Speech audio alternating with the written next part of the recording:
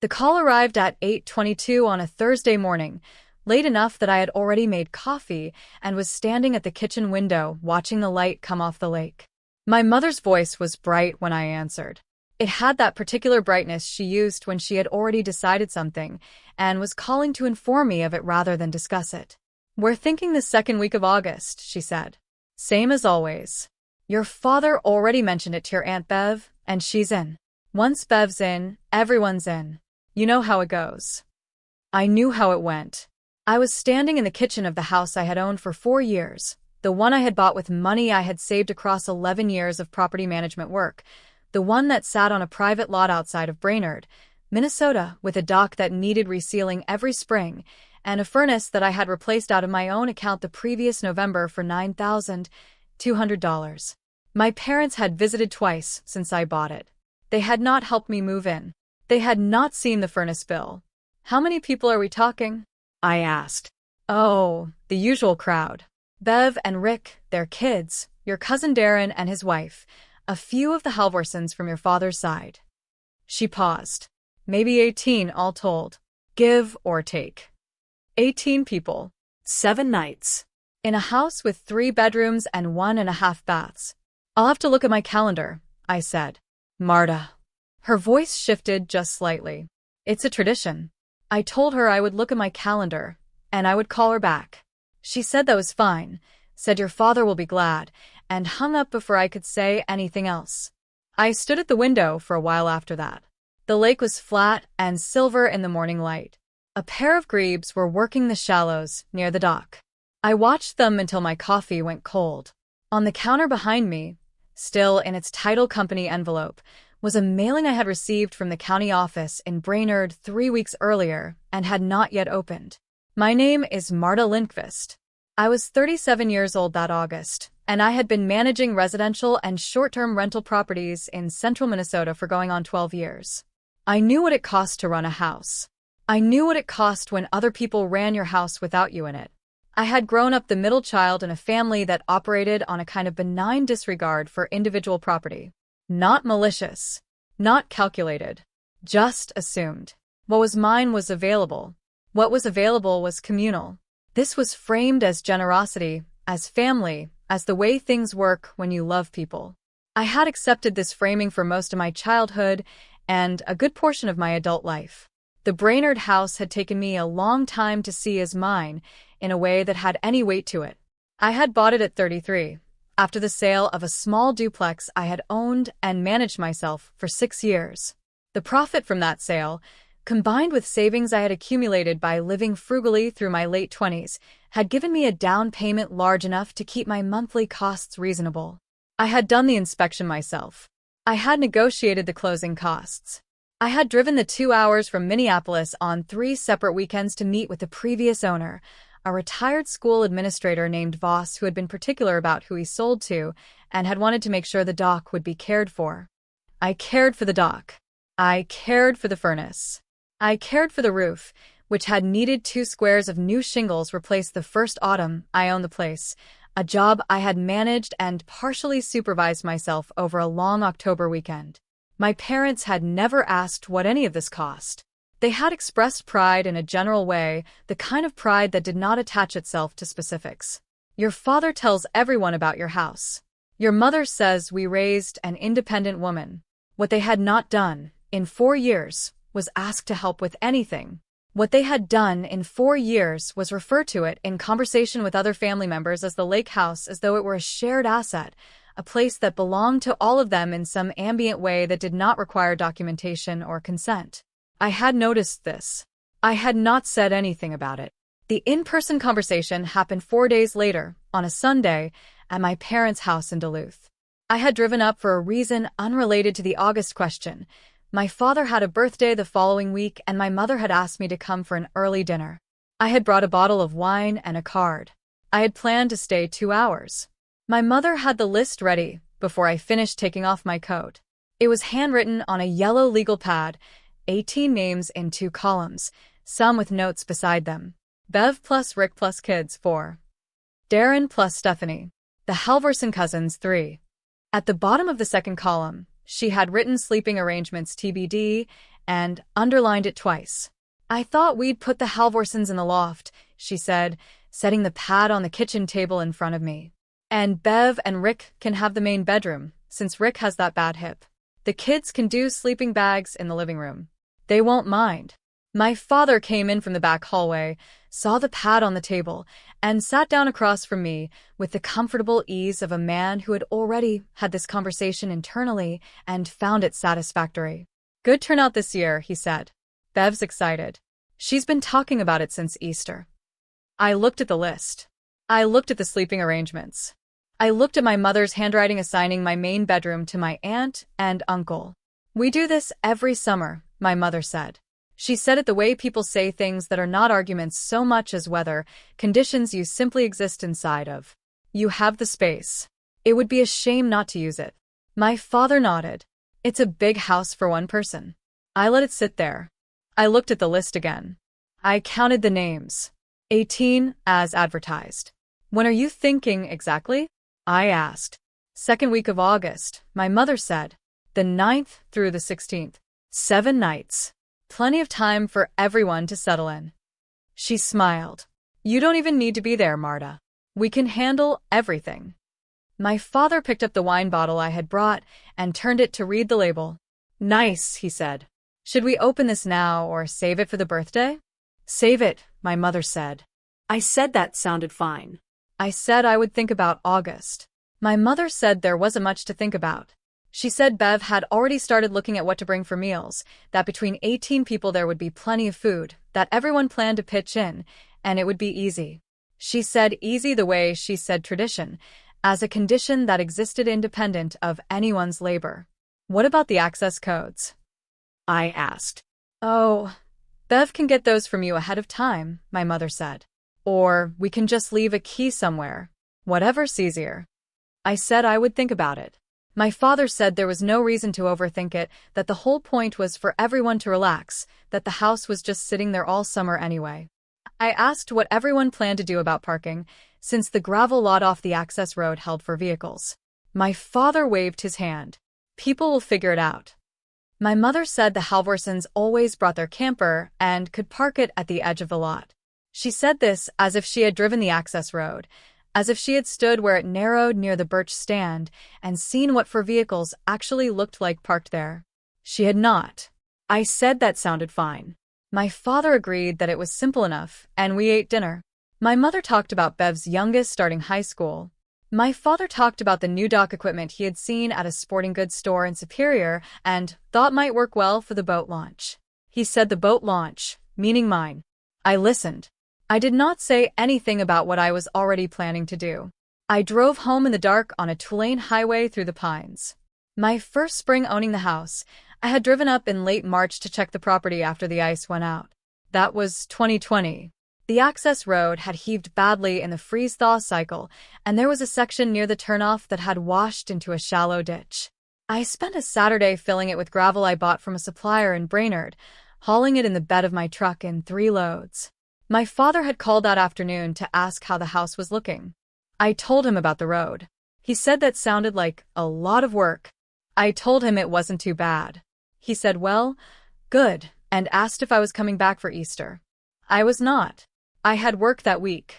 That summer, the first summer I owned the house, I had also replaced the water heater, had the septic system pumped and inspected at a cost of $420, and spent 3 weekends resealing the dock myself with materials I sourced and paid for. The dock work alone took 12 hours spread across 2 trips. I did it alone in June, when the water was still cold enough that I wore rubber boots the whole time. No one from my family had been up that year. The house had sat full of light and quiet, and I had come up when I could, and I had worked on it, and it had started to feel like mine in a way that was specific and earned. The second year, I had driven up in October to find that a section of the porch screen had blown out in a late-season storm. I patched it on a Tuesday afternoon, the kind of cold gray October day in Crow Wing County, where the light is flat, and the birches are already bare. I had a thermos of coffee and a staple gun, and a roll of screen mesh I had picked up at the hardware store in town. I sat on the porch floor for 2 hours getting the corners right. I thought about calling my brother to tell him about the screen. He lived in Duluth, 40 minutes from my parents. He had a truck and a free weekend most months. I did not call him. That November, the furnace went. I had called my usual HVAC contact, a contractor out of Baxter named Gunderson, who I had used on 3 rental properties over the years. He drove up on a Wednesday, diagnosed the heat exchanger, gave me the number. $9,200 for a full replacement installed. I authorized it the same day. I did not tell my parents what it cost. I did not tell anyone. The third spring, the one before the August in question, I had the dock inspected by a marine contractor because one of the support posts had shifted over the winter. The posts needed to be reset, and the decking on 2 sections needed to be replaced. $3,100. I paid it in April, before the ice was fully off the north end of the lake. I drove up on a Thursday, met the contractor at the property at 7 in the morning, spent 4 hours overseeing the work, and drove back to Minneapolis in time for an afternoon client call. No one knew I had done it. I also spent a Saturday that May cleaning the gutters on the south side of the house, which had collected enough debris over the winter to back up against the fascia. I rented a 6-foot ladder from the hardware store in Brainerd, drove up alone, cleared the gutters in 2 hours, and found a section of flashing near the chimney that had lifted slightly and would need attention before the next freeze. I made a note of it. I drove home. My parents called that evening. My mother asked how I was. My father asked if I had any plans for the summer. I said I was busy with work. He said that was good, said keep it up. Neither of them asked about the house. 18 people. 7 nights. My main bedroom assigned to my aunt and uncle in my mother's handwriting. I had let it sit there at the table. I had driven home through the dark.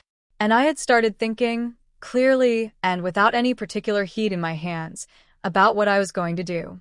There is a property management software platform I had used for 6 years in my professional work.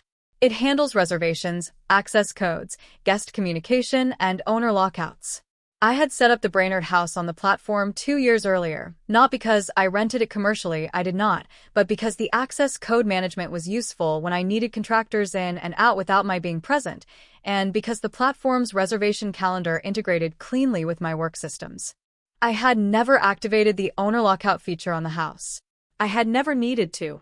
I looked at the platform documentation on a Monday evening in my apartment in Minneapolis, sitting at the kitchen table with a glass of water and my laptop. The lockout function was straightforward.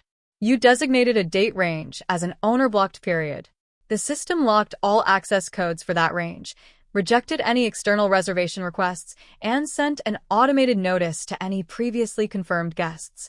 I read the documentation twice. I looked at the calendar. August 9th through the 16th. On the counter behind me, in the stack of papers I kept meaning to file, was the sealed manila envelope from the title company in Brainerd, the one I had set there weeks earlier and had not yet opened. I pulled it from the stack and set it on the table beside my laptop. I would deal with it later. I opened the platform on my laptop. I navigated to the Brainerd property listing. I set August 7th through August 17th as an owner-blocked period, 2 days of buffer on each side, a professional habit. I confirmed the action. The system generated a reference number. I did not call my parents. I did not send a message to the family group chat. I closed the laptop and put the manila envelope in the drawer of the table, still sealed, and went to bed. 3 days later, my father called. It was a Tuesday, 11:14 in the morning. I was in my car in the parking lot of a property I was surveying for a client in St. Cloud, a 2-story rental with a drainage problem along the north foundation wall. I had just gotten off the phone with a civil engineer and was writing notes when my father's name came up on the screen. I let it ring twice before I answered. Marta. His voice had a quality I recognized, not quite anger, something more like confusion trying to decide whether to become anger.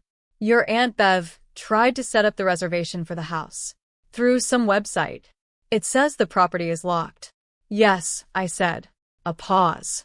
What does that mean, locked? It means I've blocked that period, I said.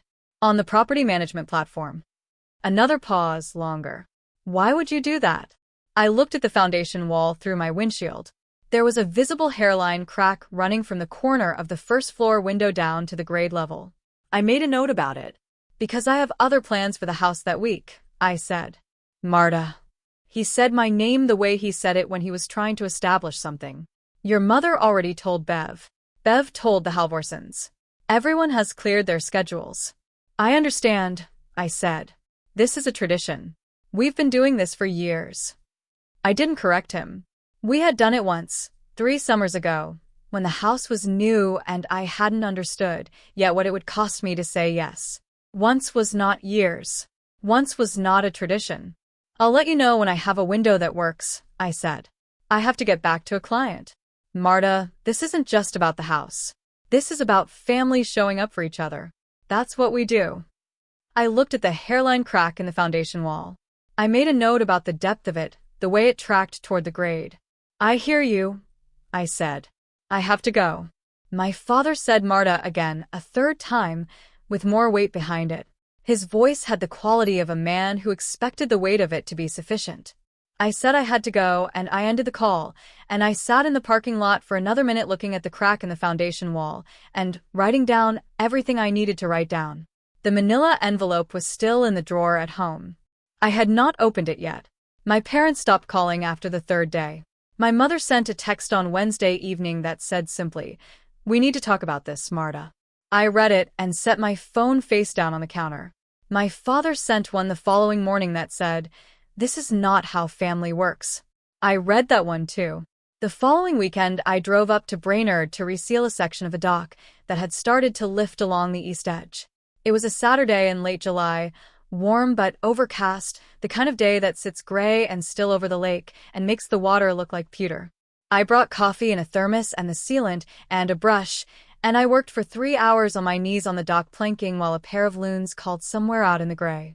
When I was done, I washed my hands at the outdoor spigot and stood at the end of the dock for a while. The water was flat. Nothing moved. I went inside. I made a sandwich. I sat at the kitchen table, and on the counter behind me was the manila envelope from the title company, the one I had brought up from the drawer in my apartment because I had been meaning to deal with it for a month. I had carried it up in my bag without thinking much about it. It sat on the counter, still sealed, while I ate my sandwich and looked out at the lake. I did not open it that day. The call from my mother came on a Sunday, 11 days before the blocked period began. I was in Minneapolis. I had just come back from a property walkthrough in Richfield and was still in my work clothes when my phone rang. I answered it. She did not start with hello. She started with, "Your father and I have been talking." "Okay," I said. "We think you owe an explanation to Bev and Rick. They made plans. Their children made plans. You agreed to this." "I didn't agree to it," I said. A pause. "You were there at dinner." "I was there," I said. "I didn't agree." "Marta." Her voice had moved into a register I recognized from childhood, something between grief and management. "You have a house that sits empty most of the summer. Your family wants to use it. This is not a complicated situation." "It's my house," I said. "We know it's your house." She said it the way people say, of course, when they mean something different. Nobody is disputing that. But family shares. That's what family does. I sat down on the edge of my couch. My work bag was still on my shoulder. I set it on the floor. "Mom," I said, "I have to go. We're not finished. I'll call you later this week," I said, and I ended the call, and I sat there for a moment with the phone in my hand. I didn't say anything to the empty apartment. On the kitchen table, where I had left it the night before, was the manila envelope. I had brought it back down from Brainerd in my bag. I stood in the middle of the room for a moment. I set my work bag on the floor. I walked to the window and looked at the street. I walked back to the table. I looked at the envelope. It was sitting at the edge of the table, its flap still sealed, the title company's return address printed in the upper left corner. I picked it up. I turned it over in my hands. I set it down again. I went to the kitchen and poured a glass of water. I drank it standing at the counter. I set the glass in the sink. I walked back to the table and picked up the envelope again. I carried it to the couch. I sat down. I set it on my knee for a moment. I opened it. The envelope held 3 documents from the county title office: the updated property record summary, a reassessment notice for tax purposes, and a single sheet I had not been expecting, a copy of the original deed transfer with a handwritten note clipped to the front of it in an envelope I did not recognize. The handwriting was my grandmother's. She had died for years before I bought the house. I had not known she had any involvement in the property. The house had not come from her. I had bought it on the open market, through a private sale. I had bought it with my own money, but the note was hers. It was written on a piece of her stationery, the pale green paper she had used for everything, and it said, "You already knew." Gran. I sat with it for a long time. The document it was clipped to was a letter she had written to a Brainerd attorney, dated 8 years before my purchase, describing her wish that a particular lakeside parcel, the one I had later bought independently, by complete coincidence, from the man named Voss, be made available to me by right of first refusal should it ever enter the market. She had known Voss. They had been neighbors on the lake for 30 years. She had arranged it quietly. She had never told me. Voss had honored it. He had called the attorney. The attorney had located me through my professional license. I had received a call, years ago, from a number I didn't recognize, and a man had told me there was a property I might want to look at. I had thought it was a referral. I had thought it was chance. It was not chance. I held the note for a while. You already knew. I was not sure what she meant. I was not sure if she meant the house or something else. I set the documents on the coffee table in a careful stack, and I sat there in the quiet of my apartment while the evening came in through the windows. I called my parents the following Thursday. I asked if I could come up to Duluth on Saturday. My father said yes, come for lunch. My mother said she would make something. I drove up on a gray morning with a manila envelope on the passenger seat. They were both in the kitchen when I arrived. My father was at the counter. My mother was at the stove. It looked like every Saturday of my childhood. I sat down at the table without being asked. I set the manila envelope on the table in front of me. My mother turned. She looked at the envelope. She looked at me. She set down the spoon she was holding. "What is that?" she said. "Something I want to show you," I said. "When you have a minute." My father turned too. He wiped his hands on a dish towel, and I came to sit across from me. My mother came and stood at the end of the table. I opened the envelope. I took out the documents. I set the handwritten note on top and slid the stack across the table to my father. He picked up the note first. He read it. His face did not change immediately. He set it down and picked up the letter beneath it, the one from my grandmother to the attorney, and he read that more slowly. My mother leaned over to read it with him. The kitchen was quiet except for something on the stove that needed attention. My mother straightened up and went to turn it off. My father set the papers down. "I didn't know about this," he said. "I know," I said. "Your grandmother never said." "I know," I said again. He was quiet for a moment. He looked at the note again. "You already knew." "She meant you," he said. "She meant you already knew what the house was worth." I wasn't sure that was what she had meant, but I let it sit there. My mother came back to the table. She sat down. She looked at the documents for a moment, and then she looked at me, and something in her face had shifted, some arrangement she had been holding in place for weeks. "We told Bev it was a tradition," she said. "You told Bev it was a tradition," I said. "You told everyone it was settled. You told me I didn't even need to be there." "We thought." "You thought it was available," I said. "Because I've always let things be available." My father looked at the table. "That's not unfair," he said. My mother said, "We didn't mean it that way." "I know you didn't," I said. "That's not what I said." She looked at me. Her hands came flat against the table. "I know what the furnace cost," I said. "I know what the dock cost. I know what the water heater cost and the septic and the road repair in March of 2020 when you called to ask how the house was looking." Neither of them said anything. "I know what the gutter cleaning cost in May," I said. "I know what the screen repair cost. I know what the shingles cost in October of the first year when I managed that job myself over a long weekend. I have every receipt in a folder in my property files." My mother said, "We didn't know." "I know you didn't know," I said. "I didn't tell you. I didn't tell you because I didn't think it would land anywhere." I was right about that. And it cost me something I didn't have a name for until now. $9,200 for the furnace alone, I said. In November. I authorized it the same day because there was no choice. My mother's hands were flat on the table. You said it was a big house for one person, I said to my father. He did not look up. You said I have the space. You said it would be a shame not to use it. I slid the documents back toward my side of the table, not roughly, just back. And you said I didn't even need to be there. My father looked up then. He looked at me for a moment. We were wrong to do it that way, he said. Yes, I said. I picked up the manila envelope. I put the documents back inside it. I stood up. I'll let you know when a week works, I said. For a smaller group. Something I can actually plan for. My mother said my name. I'll call you, I said. I picked up my bag from the chair beside the door. I did not slam the door when I left. I pulled it closed behind me, heard the latch catch, and walked to my car in the gray Duluth morning. I drove back to Minneapolis the long way, through the St. Louis River Valley and down through Hinckley, which added 40 minutes to the trip, but took me through the kind of country that quieted something in my chest. Pine and birch and flat highway, and the occasional hawk sitting on a fence post. I stopped for coffee in Sandstone, at a counter in a gas station where an older man was talking to the clerk about a fishing tournament on the St. Croix. I sat at the end of the counter and drank my coffee and listened to them talk about water levels. My phone was in my bag. I did not look at it until I was back in the car. My mother had texted once. It said, "We didn't know about the furnace." I sat with that for a while. I believed her.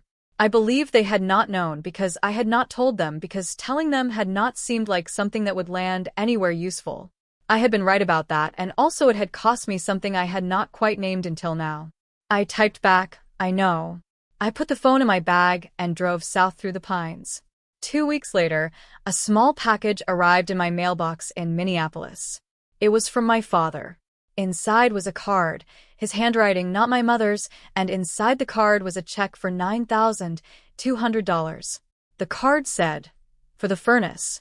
We should have asked. Dad." That was all. I held the check for a long time. I thought about my grandmother's note. "You already knew." I still was not certain what she had meant.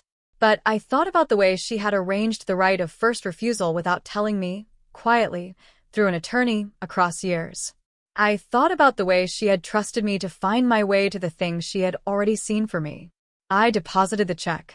I did not call my father to discuss it. I sent a text that said, "Thank you." He sent back, "August next year. Smaller group. You plan it." I did not respond right away. I set my phone on the kitchen table next to the manila envelope, which I had brought home from Duluth and set on the table, and still not put away. I looked at the envelope. I looked at the lake in my mind, flat and silver in the early morning, the grebes working the shallows, the dock solid under my feet. I thought, yes, smaller. I plan it. That was the part that mattered. Not the blocked period, not the reference number the platform had generated, not the look on my parents' faces when they set the documents down. My grandmother had known I would get there. She had not rushed me toward it. She had just made sure the door was there when I was ready to find it. The furnace check cleared on a Wednesday. I filed the title documents in my property folder that same afternoon, the manila envelope going flat into a hanging file where it would be findable, where it would stay. The handwritten note I kept separate, in the small box on my bookshelf where I kept things I wanted to be able to find. You already knew. Gran. That was the only thing that was true. This story was developed with the support of a dedicated writing and production team who work behind the scenes on every episode. This story is entirely fictional, created only for entertainment and educational purposes. Any resemblance to actual persons, events, or properties is coincidental. Marta didn't raise her voice. She didn't demand an accounting or wait for anyone to apologize. She simply stopped making herself available for arrangements she had never agreed to, and she let the paperwork do the rest. That was the only thing that was true.